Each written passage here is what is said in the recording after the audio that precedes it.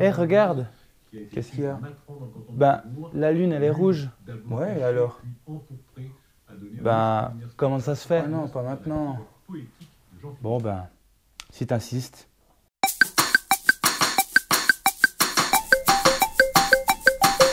Bonjour à tous!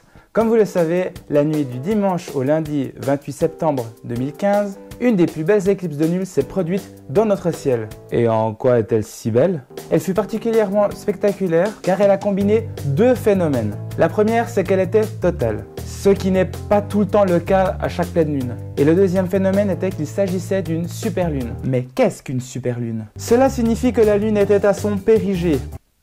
Santé. Ok, d'accord, au point le plus proche de la Terre, ce qui est l'opposé de son apogée, au point le plus éloigné de la Terre. Grâce à cette proximité, nous avons pu constater que la Lune était 14% plus grande que d'habitude. Donc en résumé, la combinaison d'une éclipse totale et d'une superlune, c'est-à-dire un spectacle des plus remarquables.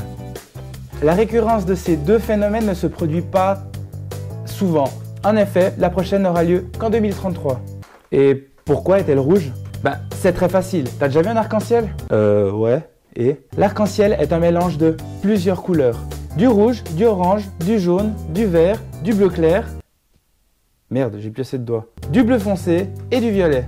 Et ces différentes couleurs sont diffusées, voire même absorbées par notre atmosphère, sauf la couleur rouge. Donc voilà, prenons ce schéma.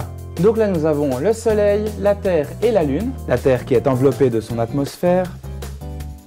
Les rayons du Soleil se dirigent contre la Terre, frappent la Terre, au sens figuré du terme bien sûr.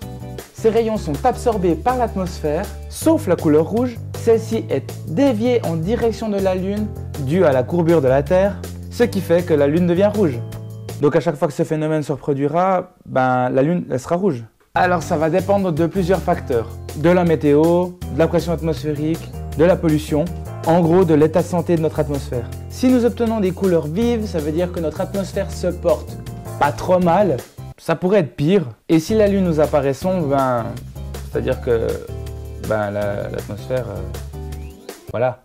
Voici quelques images de notre magnifique pleine lune. Tout d'abord, une magnifique vue de Marseille, de Cologne, en Allemagne, de Denver, dans le Colorado, sans oublier Paris, aux côtés de sa magnifique tour Eiffel. Alors voilà, j'espère que cette vidéo t'a plu. Surtout n'hésite pas à l'aimer, à la partager, mais surtout, abonne-toi.